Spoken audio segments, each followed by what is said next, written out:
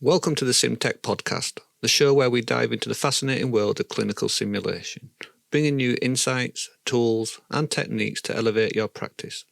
I'm your host, Craig, and in each episode, we connect with experts and enthusiasts who are shaping the future of healthcare education. Today, we're exploring a game-changing concept, staggered simulation. This innovative approach lets two groups of participants maximise their learning in a single simulation day by overlapping sessions during the debrief time. To break it all down, I'm joined by Channon, who's here to share their expertise and first-hand experience with staggered simulation setups. So grab a coffee, settle in, and let's explore how this technique could transform the way we approach simulation training.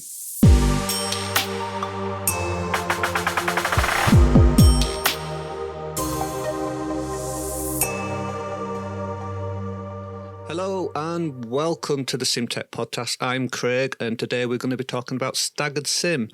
But before we go into Staggered Sim, I would like you to introduce you to Channon. Welcome, Channon. Morning, Craig. Channon, would you like to give yourself a little bit of a corporate introduction? Yeah, so hi, I'm Channon. I'm the Simulation Teaching Fellow here at CDDFT. And today we're going to be talking about Staggered Sim. So, Channon, what is Staggered Sim?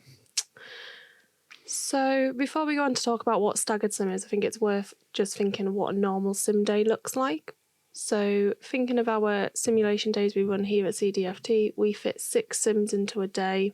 You will have one simulation where you'll have 30 minutes thereabouts, and then the participants will go into a debrief room for 30 minutes, and then you'll run next into the next simulation.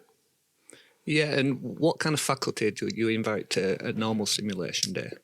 So normally we will have a range of faculty, probably at least 6. We will have an overall lead, which will normally be a consultant or a middle grade or above. We'll have myself as the simulation teaching fellow. We'll normally have an additional simulation. We don't have an additional simulation. You wish we had an additional. I wish we did. No, we have a clinical teaching fellow who will come across. So they work in the undergraduate side of the medical education department, so they'll come across for a bit of experience of running some sims.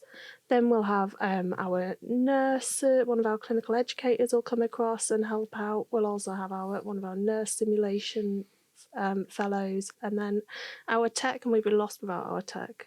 So all in all, what's the minimum? Do you think the minimum is about 4? Or would you say you'd like a little bit more? Would you say 5? I'd say 5. You could probably get away with 4, but it can get a little bit exhausting for your faculty if you're running back to back and you've got no kind of room for your lead to have a different lead for each scenario. So it's ideal to have one person leading a scenario and debriefing, and then having somebody else to go and lead the scenario that comes after that. Yeah, okay. So just to recap, a normal sim day, you would have 6 scenarios broken down into debrief and the scenario itself with a minimum of around 4 or 5 faculty. Yeah. Okay. So knowing that now, if I wanted to book a simulation course, how long would it take, or how much notice would it take to book something like that? So I think your biggest challenge here at our centre is kind of our calendar's chock-a-block. We only have one sim room. So that's kind of your biggest barrier of booking new courses, is you actually need kind of months and months and months in advance to get into the sim suite. And that's kind of where Staggered Sim has its purpose, because you maximise your availability or your opportunity to get participants through simulation. Yeah, so if I, for instance, need a simulation course next week, what are my chances? Virtually none. Yeah, and it's even worse if I need 2 days of a course, back to back. Yeah. It becomes non-existent, doesn't it? Yeah, absolutely. I mean, we're pressured here as well because we share our centre with another team. So even if our sim suite itself is free, the rest of our rooms might not be on a day. Yeah, and that's even before we start looking at things like faculty and those people that to support the course. Yeah. Okay, so that's kind of where this wild idea came, didn't it? We tried to find an alternative method to upping the numbers that come through. Yeah, so it was our undergraduate side where we thought would be the perfect opportunity to try out this idea, particularly because we have 2 sites and each site has a different number of students. So one site had 14 students, which we can get them through Sims in a day, whereas the other site, there was like 20 odd, and realistically, you would struggle to get those through normal Sim in a day. Okay, so we've kind of set the scenario. So what actually is Staggered Sim? So Staggered Sim it's basically a way to have you, if you think of your normal participants, so you might normally have 12 participants come for a morning of Sim. It's a way to double your participant numbers. So instead of having 12, you could have 24 and split them into 2 groups, so Group A and Group B. And whilst Group A is having their Sim in the Sim suite, and then they go into their debrief. So that's kind of like your normal Sim day. Mm-hmm. And your extra is your Group B. So whilst Group A has gone into their debrief, Group B would then use that opportunity to go into the Sim suite and do their simulation and then go into their debrief. And what that does is that fills the void, because normally we would have, say, 30 minutes whilst your group that's just been in the Sim is then in their debrief. And as faculty, that's an opportunity to kind of reset, get ready for the next scenario, but we end up twiddling our thumbs a little bit and taking a bit of a break. So how this works is kind of your Group B is going into the Sim that's just been run, so we have a quick reset, we put all of our adjuncts back, you've got the same patient, you've got the same confed, and actually you've got the same lead because we have an additional faculty sat with the lead when they're leading the first scenario that will then go and debrief. So it's almost like just a rinse and repeat. Okay, so what you're essentially saying is that when Group A has finished their Sim, they go into the debrief, you then put in Group B straight back into the Sim room to do exactly the same thing. Yeah. And that's why it's called staggered, because we're literally staggering 2 different groups through the Sim. Does that mean that the 2 groups of participants start the day at a different time? So we talked about this a lot, and ultimately them starting their Sims, yes, they will start at a different time because we only have 1 Sim suite, but we got the participants to arrive at the same time. And the reason we did that is because sometimes participants don't arrive as promptly as what we'd like. So when we want to get a day started, sometimes we're like, oh. So I tend to tell participants to come 15 minutes earlier than what I actually want to start. Yeah. But sometimes that isn't even enough. And what we did is we had 2 separate rooms, and basically the first 8 or 12 participants that arrived, I filtered them into 1 room. And once I had that number, my minimum, I kind of got started with that group. And then the late stragglers had a little bit of wiggle room, didn't they? So it was first come, first served kind of. Yeah. Yeah, all right. And does this have a knock-on effect to what time they leave then?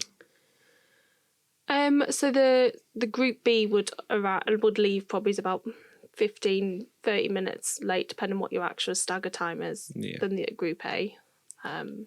Okay, and are you finding that worked very well? Did the timings kind of stick to your initial plan?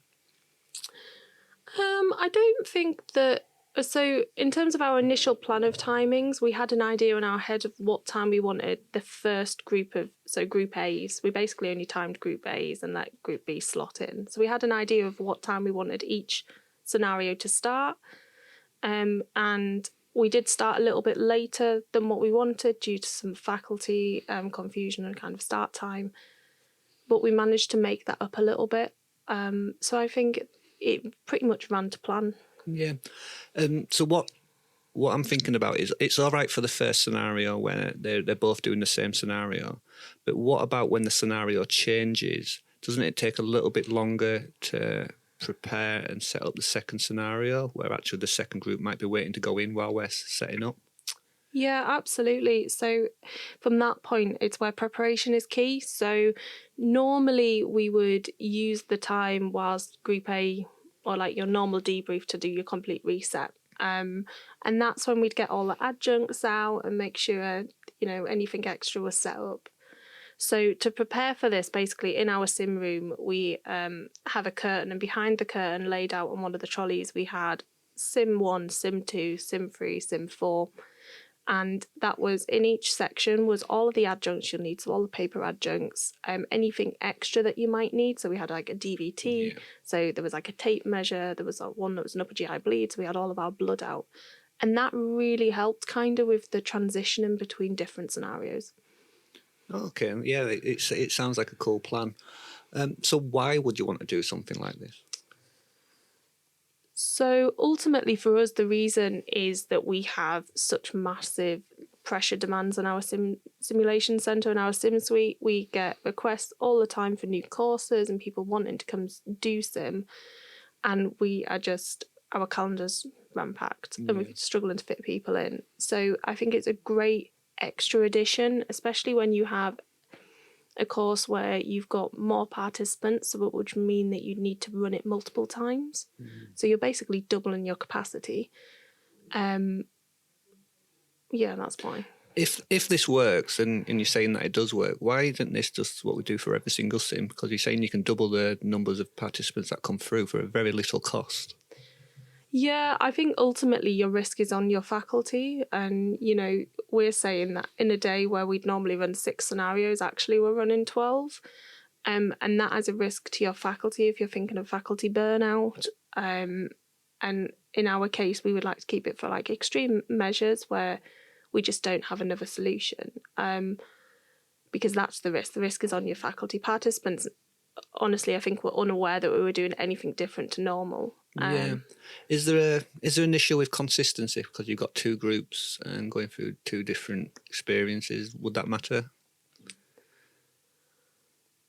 I don't necessarily think so. In terms of their experience of the scenario itself, so you have one consistent lead. So say you might have me or one of our teaching fellows, Joe running a scenario, and I'll lead, say, upper GI bleed, and I'll run it for the first group, so for group A, and then I'll also run it for group B. So you've got the same lead, you've got the same patient, you've got the same confed. It's literally rinse and repeat.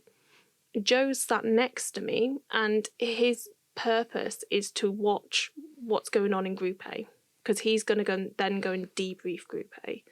So your only risk of kind of variation is going to be in your debrief itself. And ultimately, your debrief is always going to have some variation because you've got a different group of participants who are going to have different experiences and different prior experiences. So what they bring to the forefront might be different. But it's the same scenario with the same learning objectives, so we're still going to drive home the same points. Yeah. Okay, yeah. I mean, I can only imagine how much organising this takes. Where did you start on planning all this?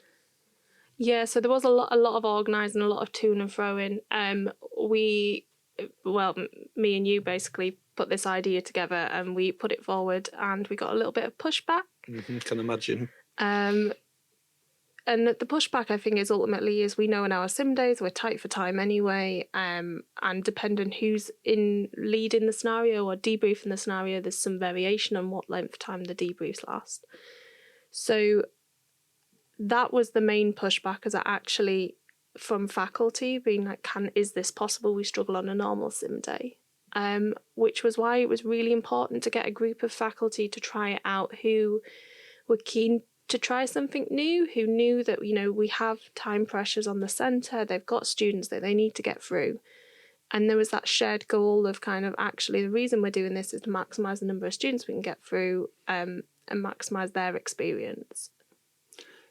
Did their evaluations mirror the normal evaluations, if that makes sense? And was there any kind of difference from a regular course to a staggered course?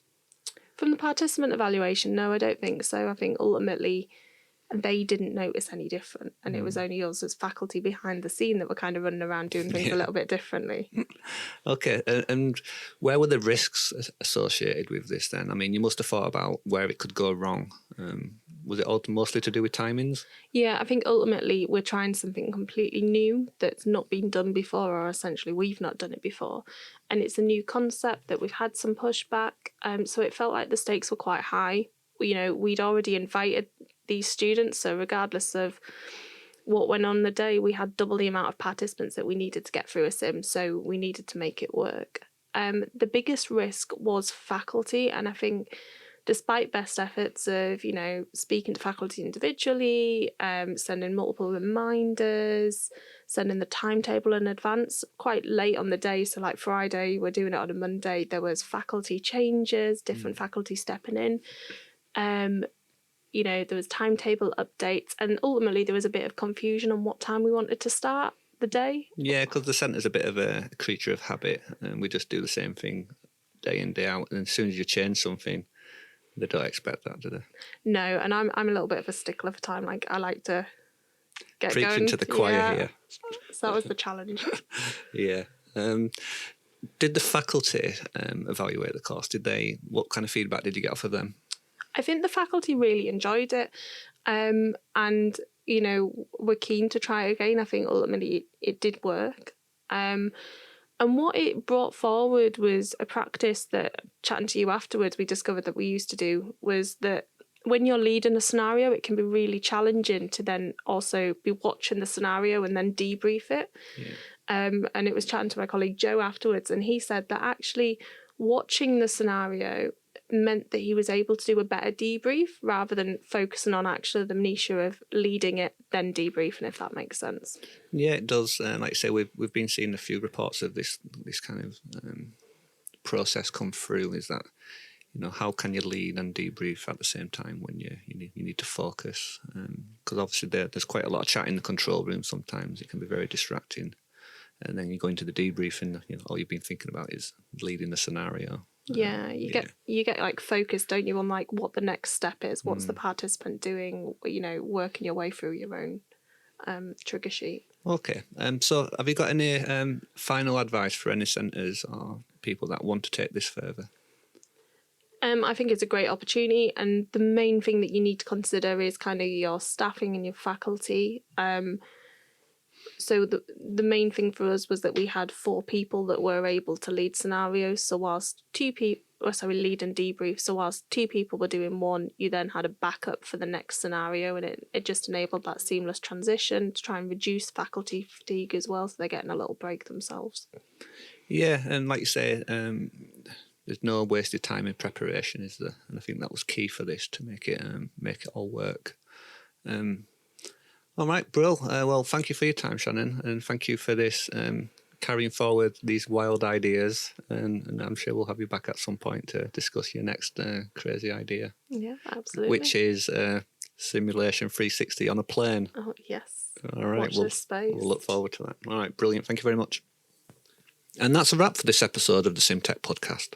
A huge thank you to Channon for sharing their insights into Staggered Simulation and how it can revolutionise our training processes.